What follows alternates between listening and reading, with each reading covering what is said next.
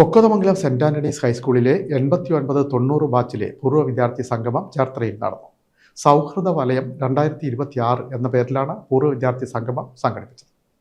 Thanneermukkom കൊക്കതമംഗലം saint Antony's സ്കൂളിലെ 1989-90 ബാച്ചിലെ പൂർവ്വ വിദ്യാർത്ഥി സംഗമം ശ്രദ്ധേയമായി.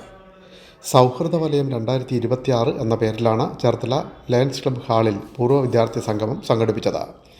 പി ബിന്ദു അധ്യക്ഷത വഹിച്ചു. വിജു സുഗതൻ സ്വാഗതം പറഞ്ഞു. സൗഹൃദ വലയം ഗ്രൂപ്പ് അഡ്മിന്മാരായ ബൈജു എല്ലാവരും വളരെ ആക്റ്റീവായിട്ട് ഇതിൽ പ്രവർത്തിച്ചുകൊണ്ടിരിക്കുകയാണ്, പങ്കെടുക്കുന്നുണ്ട്. പക്ഷേ ഇപ്പോൾ കുറച്ച് ഇതായിട്ട് ഇപ്പോൾ ഇന്നത്തെ പ്രോഗ്രാമിൽ നമ്മൾ ഉദ്ദേശത്തിലും കൂട്ടുകാരെത്തിയിട്ടില്ല.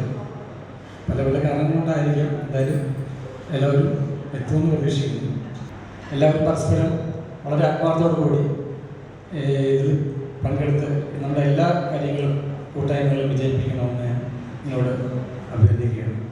ഉന്നത വിജയം കരസ്ഥമാക്കിയ അംഗങ്ങളുടെ മക്കളെ ചടങ്ങിൽ ആദരിച്ചു. പൂർവ്വ വിദ്യാർത്ഥി സംഘടനാ ഭാരവാഹികളായ P Bindu, Antony K J, S Binu, Joseph B J, N Santhosh തുടങ്ങിയവർ സംസാരിച്ചു. തുടർന്ന് വിവിധ കലാപരിപാടികളും നടന്നു. മീഡിയ ചേർത്തല.